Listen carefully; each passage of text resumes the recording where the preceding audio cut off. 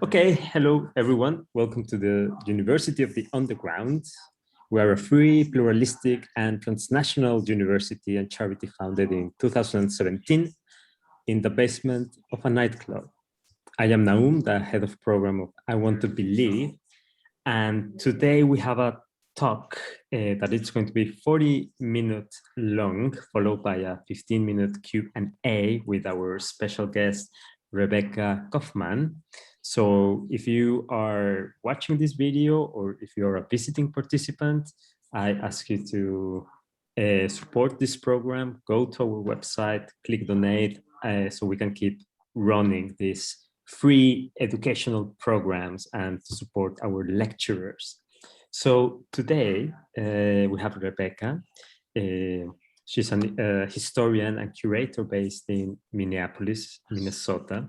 She has worked in various cross sections of religious, educational, arts, and history-based spaces. She holds a Bachelor of Arts in Art History and Religion and a Master of Arts in Historical and Sustainable Architecture. Today she will present the lecture Manifesting the Sacred. So Rebekah, the stage is yours. Thank you, Noam. Good morning, everyone. My time. How are you this evening? Your time. Hanging in there. It's a Monday, right? Yeah. Holiday in Europe. Oh no, yeah. Holiday too, and you're still here.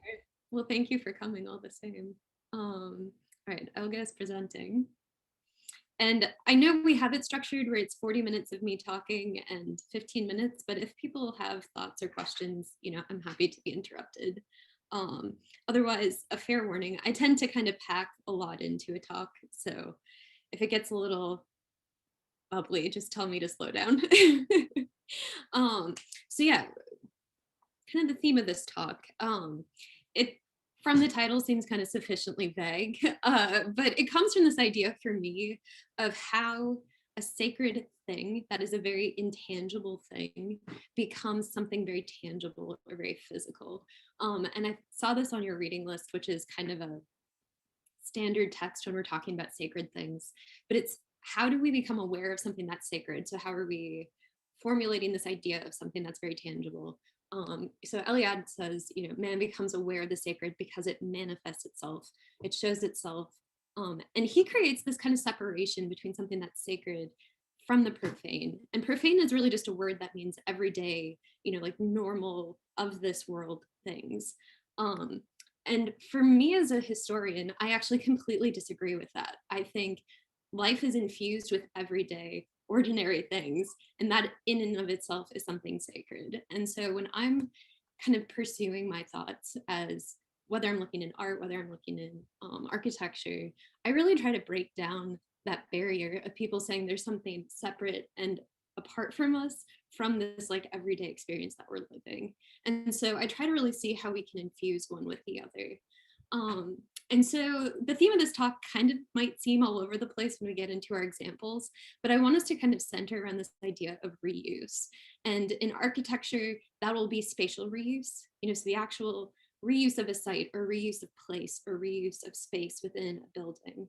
And then when we come to art history, that's going to be more of kind of the art historical term of iconography, which is you take an image and you have it repeated over and over in different settings and contexts. And I think the thread that kind of brings both of those together is this idea of there's something that becomes kind of subconsciously a part of our awareness that we start to see in different contexts or start to see used in different ways that carries a thread through that might, that's meant to kind of subconsciously lead us through to that former association, but also brings us to this new understanding. And I think the question becomes the setting or the framework for how that's happening. And so for me, that's making tangible in all these different ways as we see things kind of reappropriated over time.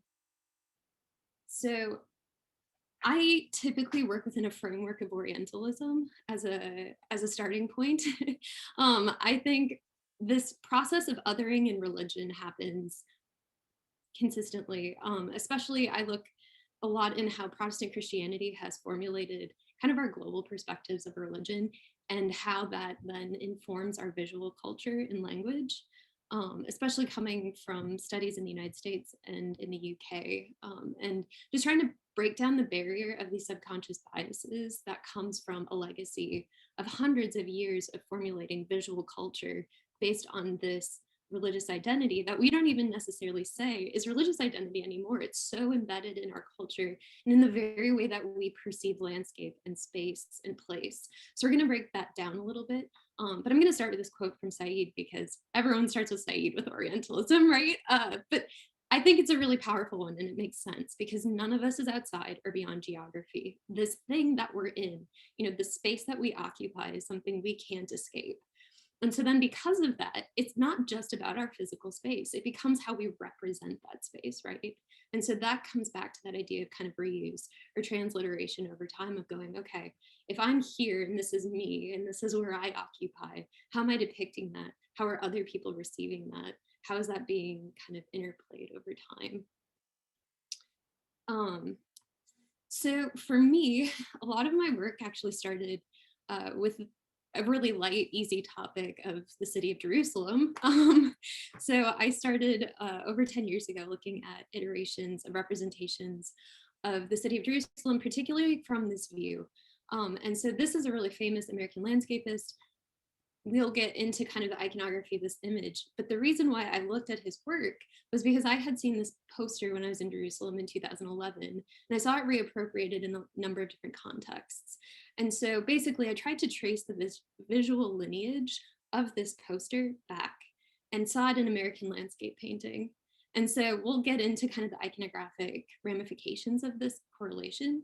But it's just to say that, this is the kind of thing we're talking about when we say we see visual correlations, but it's not just a visual thing. It has very psychological connotations for how we're understanding not just religious identity, but really just kind of our social awareness. And so in an American context, this comes from a very specific ideology, but it's not isolated to America, though it sometimes can feel that way. But I like to frame it through the lens of manifest destiny.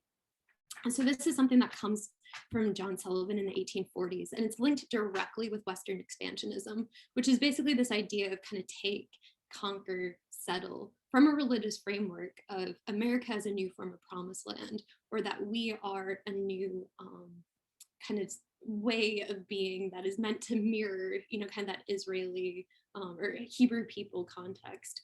And this comes from the Puritan heritage that is American settlement. So it's very definitively a religious settlement and framework. And John Winthrop, who I've got here, is very famous for calling us that city on a hill, so we're something higher, elevated. And this is very closely linked with American exceptionalism. And I think a lot of people think of American exceptionalism as, yes, America is different. And I'd like to say it's not just America is different from the people it conquered, but we're also differentiating ourselves from even a Western European context. So the way in which we conquered doesn't look the same as the way in which Europe conquered. And I call that kind of this dual framework of a colony that colonizes, because we self-identify as a victim of our own colonial identity from Britain, and at the same time perpetuated the same actions. And so I think it creates this really confused identity within American culture of saying, how can we be both at the same time? But we constantly try to say that. And that comes out in visual culture. You see it all the time, reappropriated in so many contexts. So this is that same artist, Frederick Church. This is a poster from 2019, directly mirroring and calling American landscape the Promised Land with an actual representation of Moses. And it's completely embedded in a poster made 2 years ago for the National Park Service. And a lot of this is built on this notion of a tabula rasa, right? So in order to be able to take and conquer, you're under this assumption that that land is yours to take. And this is built kind of, the phrase tabula rasa actually comes from the idea of the mind from John Locke, but this directly correlates to how urban infrastructure is created. And so many theorists write about land as a blank slate from which you build upon. And Lewis Mumford, who is himself a really famous urban planner for a lot of those kinds of processes, he actually wrote from a religious framework, which a lot of people don't pay attention to. But he says that you can't separate spiritual life as he's creating urban renewal processes. So even that becomes embedded in so many ways. So I'm going to actually take us back to these landscape paintings to start, and then we're going to work our way up to architecture. So we're going from land to kind of representation of land to built on land. So this is a group of painters called the Hudson River School painters, and they are probably one of the most important or informational American landscape movements. And they actually come from a British lens initially. So Thomas Cole comes from the UK, settles on the East Coast, and he basically never leaves because he says, this looks like my promised land to me. He is a heavily religious man, and it deeply influences his perspective of America. And he becomes obsessed with the notion of wilderness. And especially if you think in a 19th century context, that makes a lot of sense. It's industrialization. The area would have been really heavily polluted. And so for him, he's seeing big cities, heavy pollution, this must be hell on earth. Well, then these big, beautiful mountains and these wide open landscapes are kind of like the lost promised land that I'd been looking for when I left the UK and came from Bolton. And so this is one of his most famous paintings. And I wanted to just use it to break down kind of the visual language that we're going to be using when we look across other forms of kind of landscape representation. And so there's kind of 4 key characteristics that identify this. So the first is these kind of horizontal compositions. So you're just looking at landscape, right? The second is something called the magisterial gaze, which Albert Boehm coined. And this is basically looking down from a high place and looking over. So if you think of yourself as like the Godhead, right? You're meant to be on this elevated place. The third thing is this really bright illuminated landscape or skyline. And this comes straight from European landscape tradition. So very closely linked with Western European gaze. And then finally, you have some kind of framing to create that, romantic notion of light and dark. And so when you see kind of all 4 of these things together, your brain is meant to think, okay, Western landscape. And you could directly link this with manifest destiny. You can directly link this with a religious identity of take, conquer. You're meant to be seeing yourself as the owner of this. So Frederick Church is actually a student of Thomas Cole. And so his form of landscape painting directly informs Church. And Church is seen as one of the most influential American landscape painters of all time.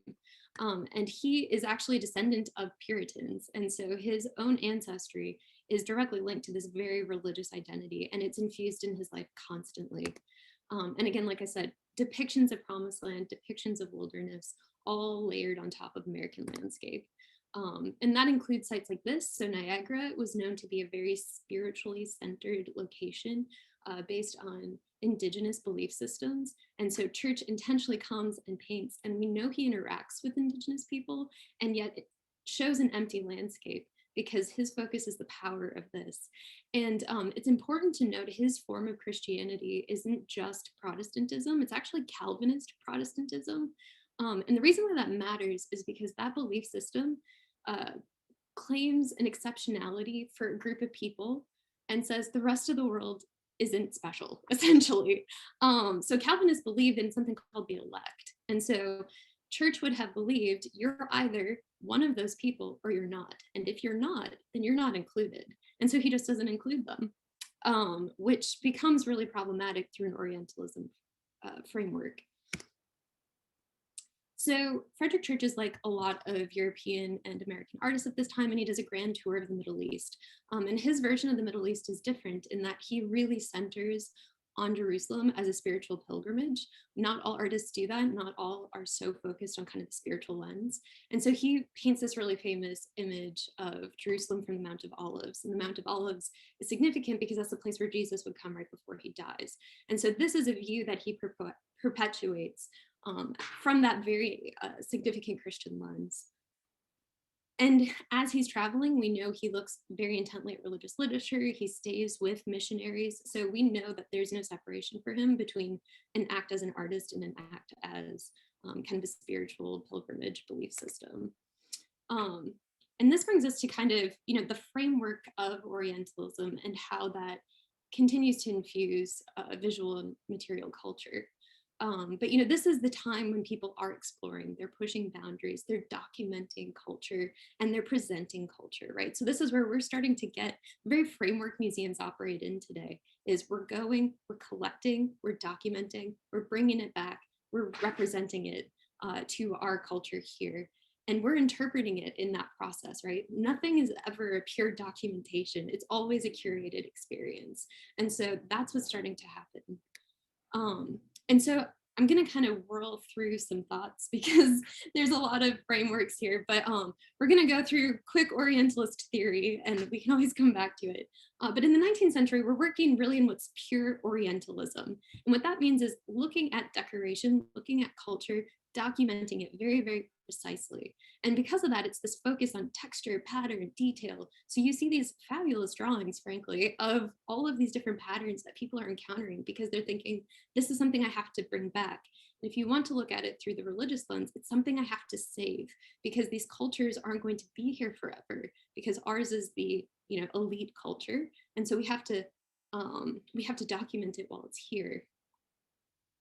This will then lead us into kind of the next step of Orientalist framework, which is quite famously Said's work, which actually isn't Orientalism, it's really anti-Orientalism, right? So it's saying we're taking that documentary process and we're questioning it and we're saying, okay, you've defined and controlled us. Now we have this binary experience of East and West.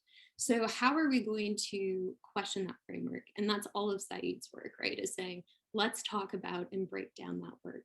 And that leads to things like post-colonial theory, which is saying, okay, how are we dealing with these interactions? And an answer to that is sometimes multiculturalism, which is basically saying, okay, we have these mixed identities in society. How are we going to live together? As some people would say, multiculturalism becomes a failed experiment, right?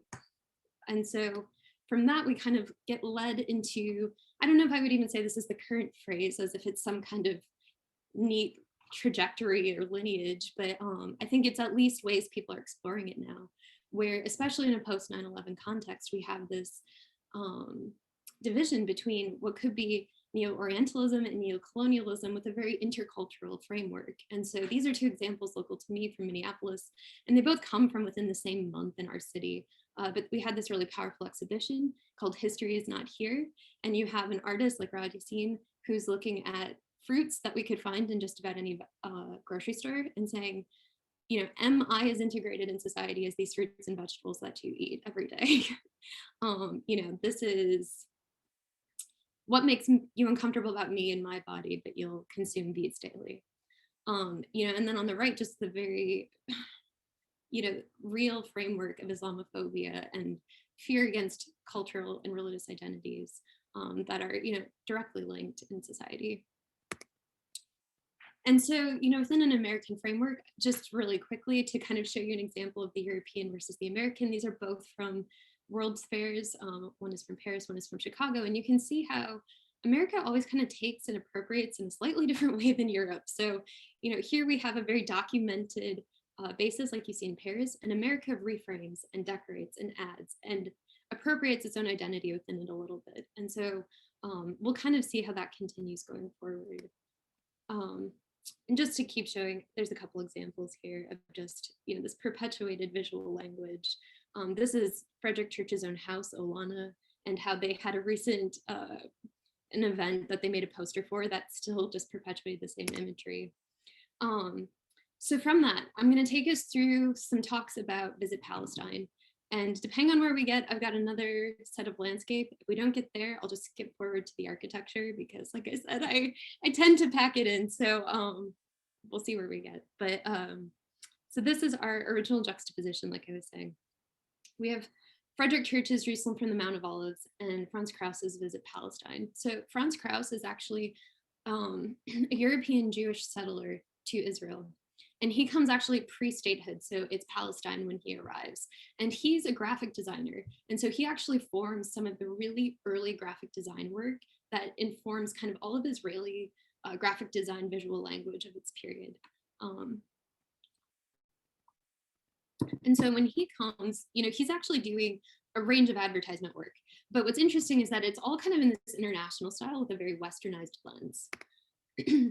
it's interesting because kind of that's not the only form of depiction that's being represented at the time. And so you do have these very orientalized posters. And then you kind of see this marriage of uh, Western visual language and culture that then becomes translated in an orientalized context. So if we're talking about that landscape view that I was discussing, we have all four conventions here where we have landscape, we have sublime light, we have dark framing, we have the view looking down. But what you'll notice is different is instead of having kind of a step back where there were some figures in the front of us, we've now supplanted those figures. So it's an intentional invitation to take the view of the person that lives there now, right? So we are not visiting Palestine, right? This is a settler colonial context of Zionism, of saying we're supposed to be living here. And I think that's interesting because the language on the poster is not in Hebrew, it's not in Arabic, it's in English. So we know it's for a Western audience. He does make posters in Hebrew that are contemporaneous to this. So the choice to use English language is definitely intentional. And that framework of visit or come and supplanting of language continues. This poster actually gets reused by an Israeli artist known as David Tertikover, who's at the Bachelor Academy of Art. And in 1995, he kind of finds Krauss's work to be really inspirational in his own work and questioning some language and boundaries within the Israeli-Palestinian context. And so he reprints the poster with Krauss's permission and just kind of says, there's linguistic ambiguity, do with that what you wish. That then becomes reappropriated numerous times in a Palestinian context. And so we're just going to kind of fly through some examples, but you can see the visual language speaks for itself in terms of commentary on religious identity and kind of a reclaiming of that identity. So, here we have that Israeli context with very international style architecture, and that architecture being represented again in a Palestinian context more recently.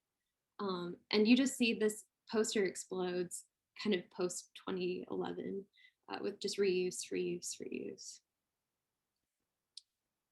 I did think it was interesting that you can still find examples that definitely still assert the alternative identity, which is, a visit Palestine context and a very Israeli pilgrimage Christian visitation context, but still using the same visual language.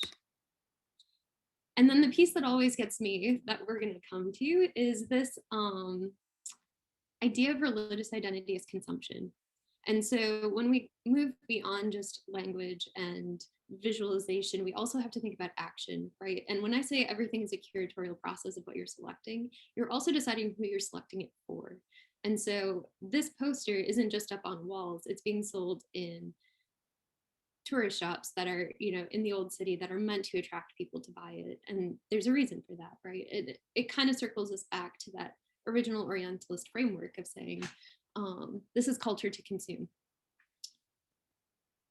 Amazon has even done it, right? This t-shirt's not even from a t-shirt shop, it's from Amazon. Just a final note on this. So in the 2020 context, in kind of a post-George Floyd uprising context, this poster contest actually came about. And what I found really interesting was actually there were no references to Visit Palestine in this, which was something that was really prevalent in a 2011 context. It was a whole different kind of reclaiming of visual and religious architectural language, but a lot still centered on Dome of the Rock, which if you've been following recent news, you would know that that's it's a very powerful claim. So I'll do this portion really quickly because I noticed the time so we can get to architecture, but all this to say that this framework of colonialism and the way that it implants itself in life in many, many contexts, and its connection to land isn't isolated to an idea of over there. It is very much an idea of here. And that's a huge part of that multicultural, intercultural society framework. So I'm going to talk through a quick example of something very local to me in Minnesota. So Seth Eastman is another landscapist. He's also a surveyor, and he went to West Point, which is very close to where Frederick Church was working. And so we know that he had kind of interactions with that language and landscape work. He would have known someone like Thomas Cole and Thomas Cole's work. And, this is again, just kind of that framework of how these artists are representing America and Indigenous people here. Again, representations of Niagara Falls as a place of spiritual practice. And we know that, like I said, Seth Eastman was also in that area painting similar things. And then he comes to Minnesota, excuse me. He comes to Minnesota kind of on assignment as a surveyor. So it's his job to come and document land, basically to say what can be taken and what can be platted for European settlement. And so in the Minnesota context, a really important understanding is something of treaties. And so there were a process by which land was conceded by the Dakota people, primarily, and the Ojibwa people, to European governments, or to the American government, excuse me. And so survey and landscape is directly correlated with that process. And so you just see this kind of general visual representation of land being subdivided and reclaimed and renamed. And that comes kind of part and parcel with representations of Christian identity as well. So this is Father Hennepin. The county I live in is Hennepin County, so he's very present in terms of name here. And he's a Christian missionary who actually would have been a slave, he would not have been presented like this, but is very idealized in representation. And the reason why we're talking about this is because we actually have a spiritual center here that's in many ways like a Jerusalem in other locations. And so for the Dakota people, there's an area called Bedote, which is called the confluence where two rivers meet. And it's seen as the spiritual center of the world in their belief system. And so you can see here, I have this really famous map of Jerusalem that kind of puts it at the center of the world. And this is a representation by Marlena Miles, who's a Dakota artist living in the Twin Cities. And she does the same with Bedote, because that's the center of the world here. Seth Eastman comes and paints that location. And what's really interesting or important to think about with this context is the interplay of spirituality. And again, kind of that profane context of saying, what are we putting on? How are we framing sacred thought or place? And how is that secularized, or how is that being supplanted almost in this context? So this is Seth Eastman. Again, we've got all of the conventions, right? The light, the dark, the view. We've even got people that we're claiming as part of this process. And he's looking over land that looks empty. But the thing that he's looking from is this, which is Fort Snelling. And so this is a military fort that actually the government puts at that sacred center right on top of this confluence. And so what had been, a very important, significant birthplace of the world is now a military fortress. And so this is incredibly problematic in Minnesota history. It's extremely contentious even still to today. But this very important sacred center becomes a military fort. And there's a large war here called the U.S. Dakota War in 1862, and it actually becomes a place of a concentration camp for the Dakota. So they're held in a fort in their own spiritual home, much like we see with, unfortunately, other genocides. But this one seems to be lesser known and is of equal significance. And actually, as part of this process, the largest mass execution in American history happens here, where 38 Dakota men are hung as a result of this war. This is an image of the fort as it sits today. And the reason why I find this important is because, again, contested heritage sites like this become really significant when it's both visual and also place-based kind of identity, right? Because this isn't just a painting, it's a place too. And so this is the fort today. And part of the process of trying to reframe history here has been just in language of saying, we know this is a fort, and since its conqueror, it has been just called Fort Snelling. And a small acknowledgement right now is to say it's at least at a place, which is Bedote, which is the sacred center, but it's something that's still in process. And the reason why that's important is because we are still getting visualizations of this sacred center in a very, very similar context by contemporary poster makers. So again, just like visual language layered over time, again and again. And we see how that just continues, this idea of triumphalism. it's interesting to note that there are people also working to contest that, right? So this is a really interesting project called the Sacred Land Film Project. And again, after George Floyd brought so much attention to Minneapolis, people have started to really write about and discover these other layers that I think us living here knew were of significance. But this was really interesting to read about. But basically, they're just reframing it. You know, they're talking about the dote and its contested placement. But you'll note that even in their work to do that, they still use a Seth Eastman painting. So I find that really interesting, where it's like, even when we try to recontextualize, we still fall back to the same tropes and representations. But all the same, good for them for reframing, which should be a very sacred site. And then just as kind of an interesting counter on that, this was a mural that was done after George Floyd's murder at the American Indian Center in Minneapolis. And again, just a reframing of the city, trying to reclaim land here in a way that's meaningful and intentional and purposeful. And my last slide on this, and then we'll move into architecture, is, you know, this is outside of the Minnesota context, but just say there are artists working in landscape reclaiming it. So Kent Monkman being a very famous one. And you'll notice both the titles of these are direct religious allusions to this idea of religious identity and landscape being layered, but totally supplanted and reversed. All right. Any questions before I move on? Do I just keep going? All right. So I've talked about the land and how we look at land. Now I'm gonna look, we're gonna attempt to, we'll see how we do. We're gonna talk about what we build on top of land, right? Because I think a lot of architectural historians I talk to, the land is a given first. And I would say maybe it's because I'm from Minnesota and we have this legacy here, or maybe it's just because I studied landscape painting, but I don't take land as a given. You know, it is something that already has meaning, as we've just looked at. And then from that, I started to question the idea of, okay, so what happens when we do start building on top? And what are the layers that, you know, again, just kind of keep framing this meaning back and forth, back and forth. And yeah, so in this context, I came up with a framework I just called Sacred Shift. And it's kind of something that once you see it or once you say it, everyone's like, oh yeah, I know that. That's totally a thing. But I just called it Sacred Shift for the purpose of having something pretty to write about. But it's this idea of having layers of religious identity in a context that we'll look at the next slide. But you know, there's examples of it very locally. There's examples of it very globally.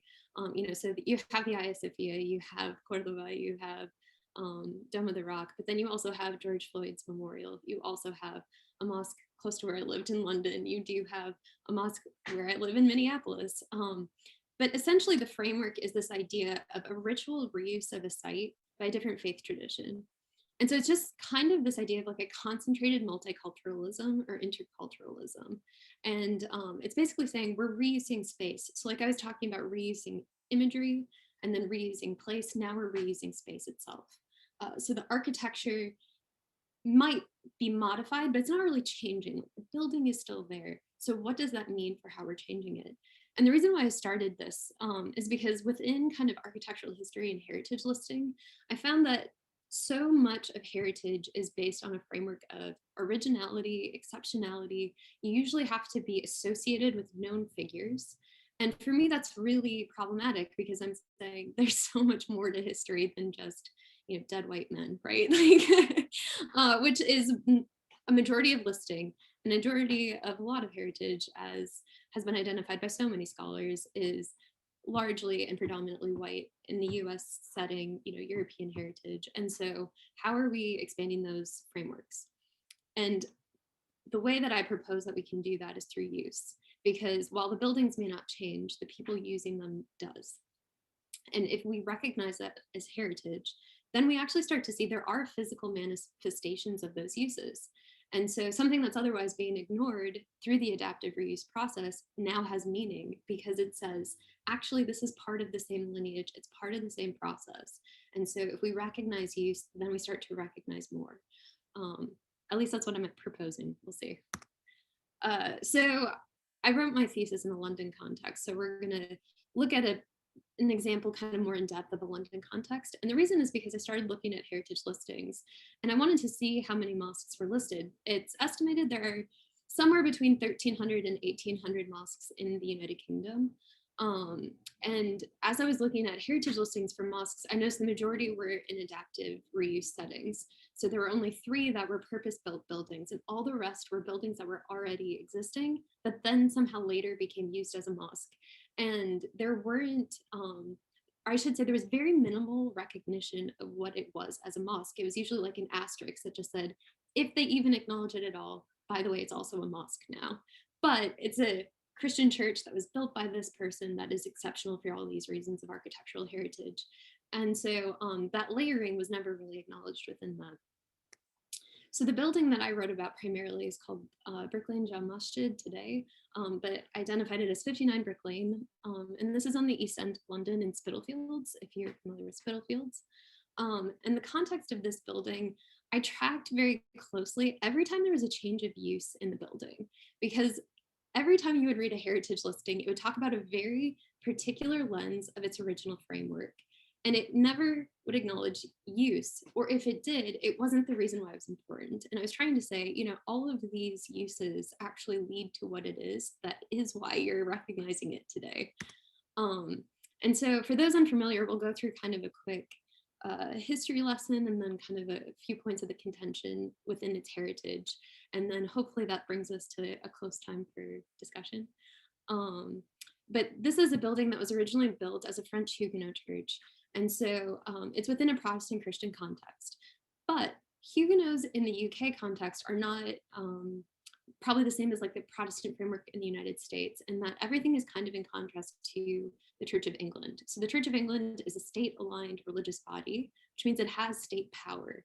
And so the thing that's kind of unique about each of the congregations that would use this building is that they're all not that, right? So there's some kind of solidarity or camaraderie in that identity. But then there's some really key differences too. And so the Huguenot community was not that. They were nonconformist. They were not state aligned. But they were given permission to build because there was some kind of respect for French heritage. And so they built something you can see here. This is meant to show the framework because it's considered within this kind of architectural heritage. So down in the right corner is a Church of England church. And then at the end of that same street is the Huguenot chapel. And so we have kind of spatial arrangements. I won't go into too depth, but basically just to show that the interior will change over time. The exterior, however, has some kind of minimal changes, but it's not really allowed to from a heritage perspective. So here we have kind of a typical church arrangement and kind of a modest exterior for the building. They stay in that building for a time and then eventually kind of integrate into the Church of England ultimately.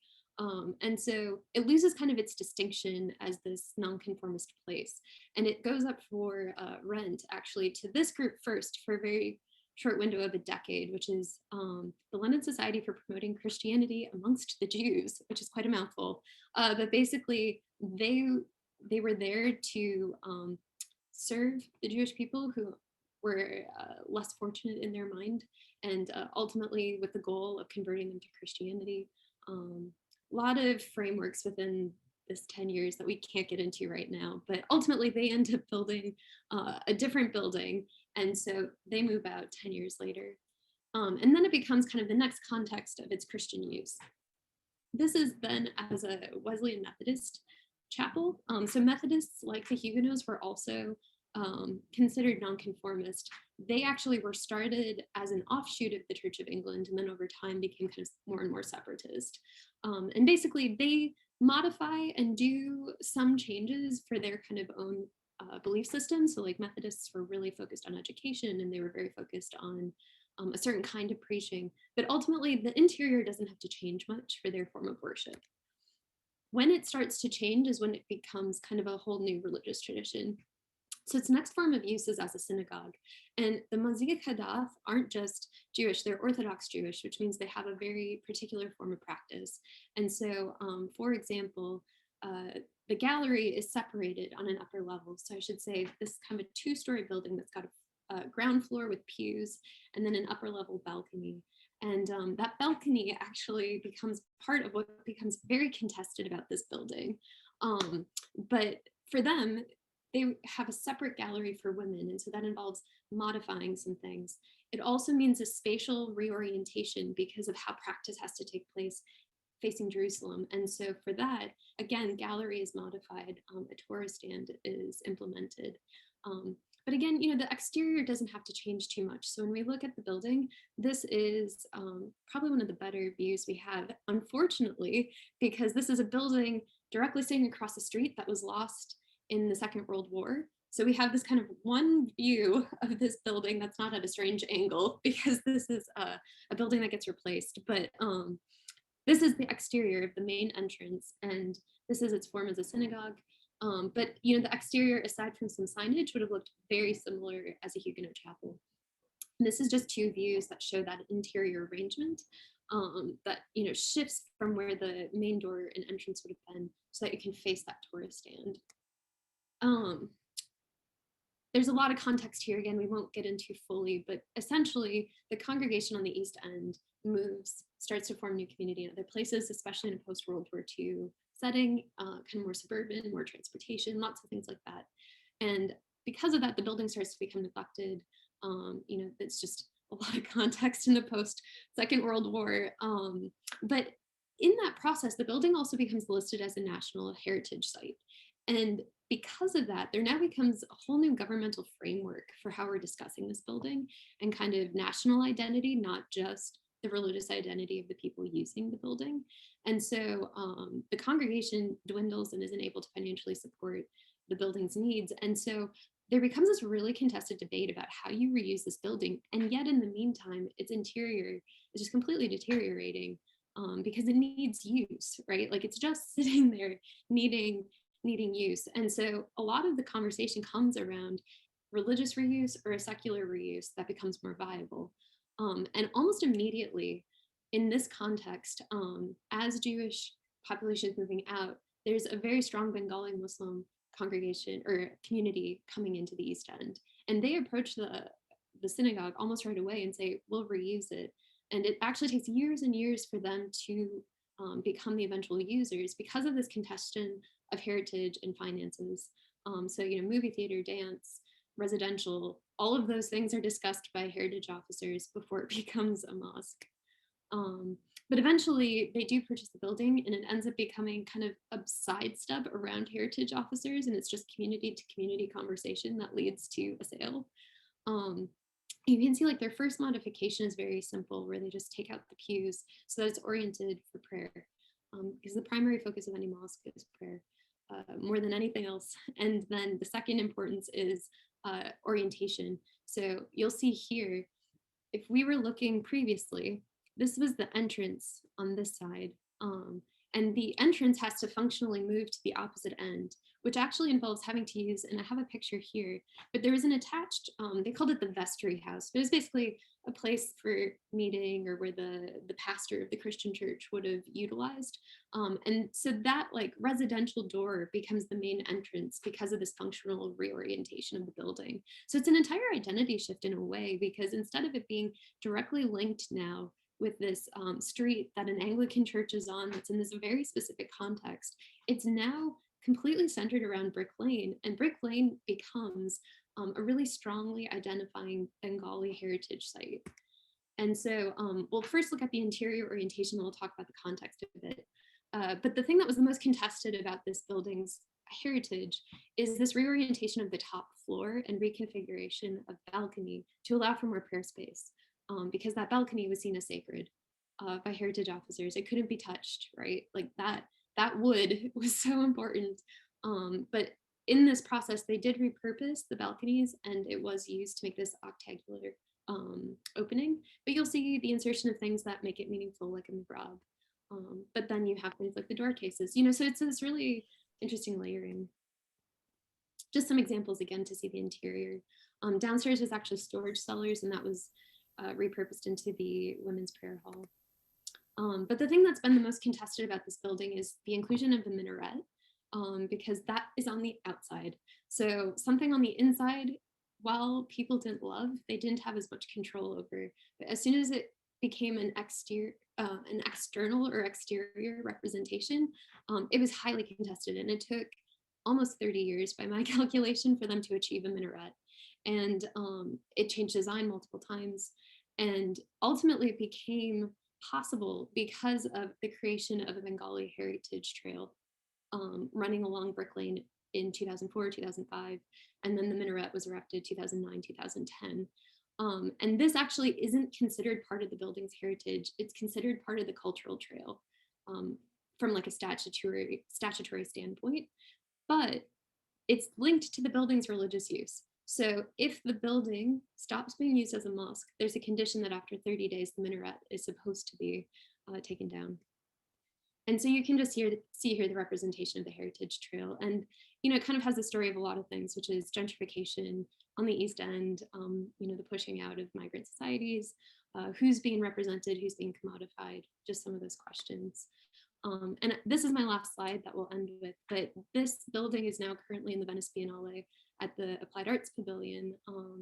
And it's linking to this conversation, and it's a conversation about 3 mosques in different settings, but it does include 59 Brick Lane as part of that question of saying, what representation, what heritage? And you'll see here they have a remnant of that minaret because, it is the question of, is this sculpture, is this something? And the question I leave us with is the question I always work with at the end of going through, okay, so this whole process, as we're looking at these things, as we're deciding whose heritage, as we're deciding what gets kept, all of these curatorial processes, all of these kind of long range frameworks, I always ask myself, like, am I circumventing this historic narrative that I just ran us through, of colonialism and representation, or am I just feeding empire? If I document a building to the point that it now becomes a museum object and artifact, did I just actually create a process I meant to circumvent by that careful documentation? And so I think as historians working with identity, working with religious frameworks, and asking that question of what's sacred, what's profane, what's everyday, how are we marrying them, and how are we questioning them? So that is the end of my, I'm sure it's more than the end of my 40 minutes, but we can. Yes, thank you so much, Rebecca. Yeah, we were happy to let you talk a bit more. Well, there is a question already by Jamal. So please, Jamal. Yes, thank you very much for this talk. I was wondering if you eventually know, maybe in a European context, how often this, like the churches being reused, is a thing, and like which countries practice it the most? Because the first time coming from Germany and living in the Netherlands, I experienced it actually the first time as the Dutch use space much more pragmatically, and in Germany it's really not a thing. So I was wondering, like, do you know something regarding this about Europe? I will say I haven't had the opportunity to do a country by country analysis. So like you probably know more about the German context than I do. Part of that is because of COVID and just going, okay, I'm in Minneapolis for at least right now, so I have access to only so much from here. But I have started creating kind of a master list, and I have over 400 examples internationally, and that's just buildings I can track down. And most of those are heritage buildings. That's not even to say, that church down the street that got, a new congregation in it. And I know there are lots of those in Minneapolis because our context of how we do heritage listing in the US is so different than European context. So it's kind of one of those things that, again, I said at the beginning, which is once you see it, you almost can't unsee it. Where now I have friends that'll text me pictures and be like, guess what I found today? So it's not just a big place like Jerusalem, right? It's not just Cordova. It is that Catholic church down the street. And part of what started me down this framework is that I actually was working in former religious buildings because Christian churches are closing so rapidly for a whole framework of reasons. But a lot of them is secularization to some extent. A lot of it is practicality, right? Like these are big buildings that are really hard to reuse. But it was a lot of times under an assumption of secularization that made me kind of question it, because I'm going, is it only possible to turn this building into a movie theater, or are there other options? And that's when I started seeing that it was like, actually people are reusing them in different ways. in a systematic way. It's not just one example. And so then because of that, that's kind of where I came up with this framework. I was just saying, it's just not being recognized or talked about enough. It's actually very common. So if you find examples in Germany, let me know. Great. Okay, Kayla. Hi, I was just curious if the same idea of use is applied to monuments, because I'm just thinking about Mount Rushmore and Ayers Rock, I think, and all the statues that are being taken down these days. Yeah. In a world where I have all the time, yes, absolutely. I think the framework absolutely works because I would say if I have like a bias in what we need to do in heritage recognition right now, it is this discussion of how we're going to marry intangible and tangible, regardless of framework. So not just in a religious context. You know, UNESCO has recognized intangible heritage for almost 20 years, and we have no framework for it in the United States. There's no framework for it in the United Kingdom. I wouldn't be surprised if a lot of countries are not operating because it's seen.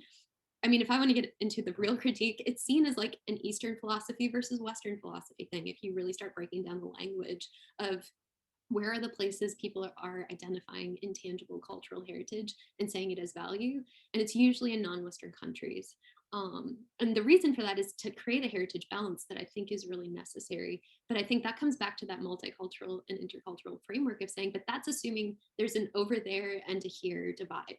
And that's not true. You know, that's really not true in the United States. I know it's not true in the United Kingdom. That's not true in most countries, right? That there is that divide outside of the cultural framework of your country. It's your neighbor down the street too, right? And so I think that conversation of how we're doing that more systematically or maybe more holistically is maybe a better way of framing it, is something we need to be having at a higher level. So who's doing that at Mount Rushmore? Well, I would say the protesters at Mount Rushmore are doing that at Mount Rushmore. You know, like they're the ones saying there's value here besides presidents and faces.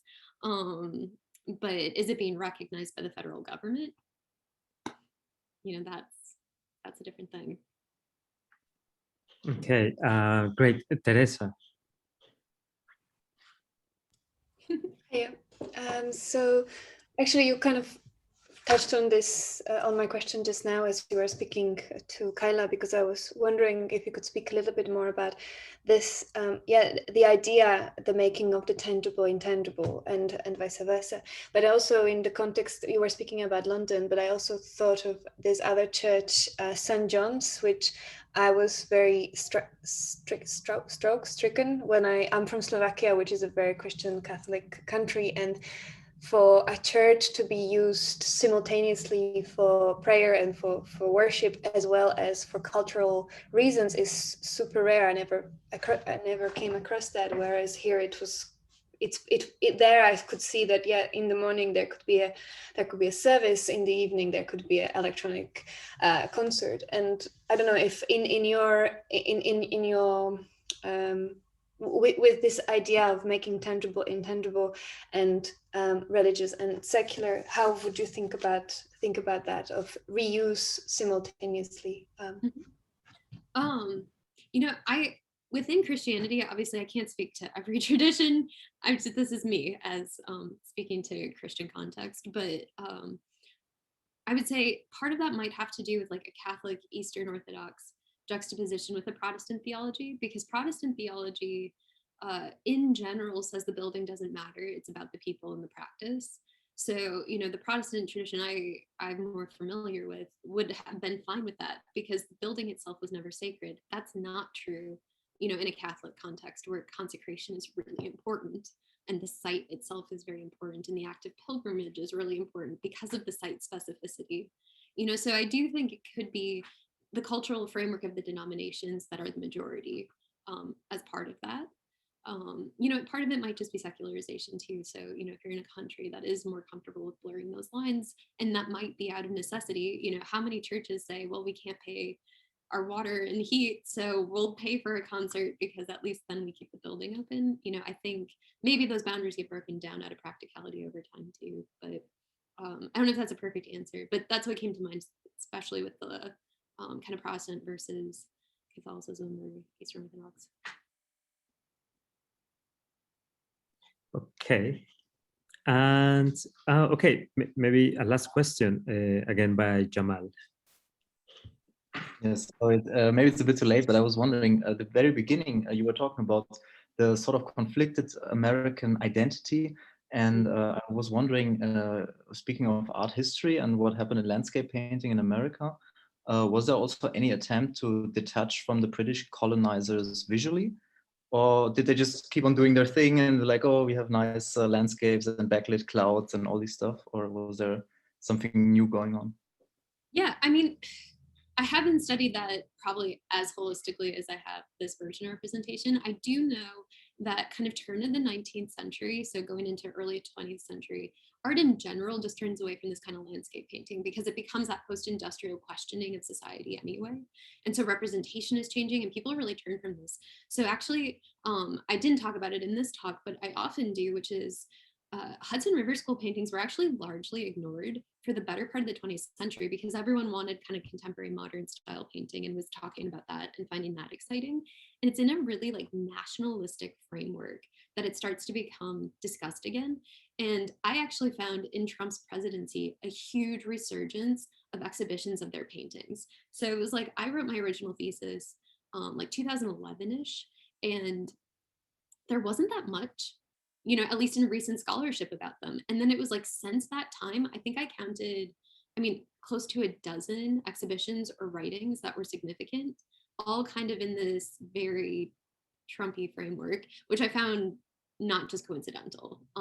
You know, the national identity was definitely at the forefront of everyone's discussions. And so it's interesting to see how it was detached and questioned and then circled back. But then again, you know, reappropriated and recontextualized. So it's not just always this reclaiming of landscape, but I don't know. I do a whole other conversation where I talk about digital cartography and like Google Maps and Google culture and all of that, and look at their place gallery, and the American landscape place is just, you know, straight up a digital version of one of those paintings. So I'd say it's still there. I don't think we've escaped it as a representation of ourselves, but Perfect. So, oh my God, this hour flew away so fast. And yeah, we are at the end. So Rebekah, I really want to thank you on behalf of the university that you shared your knowledge and made us think how these sacred places keep adapting to the current times and the current powers. I couldn't stop. I'm from Mexico City, and I couldn't stop thinking about what they did to the pyramids. You know, they just built churches on top, and so it's super interesting. If any of our researchers would like to ask you a question, what would be the best way to get in touch with you? My email is fine. Yeah, absolutely. Okay. Do you think you could type it for them? Yes, happy to. Sorry. Thank you. Perfect. So there is Rebekah's email. So once again, thanks so much. Have a lovely rest of the day and hope to see you soon. Thank you. Thank you very much for having me. Okay. Of course, everyone. Thank you. Bye.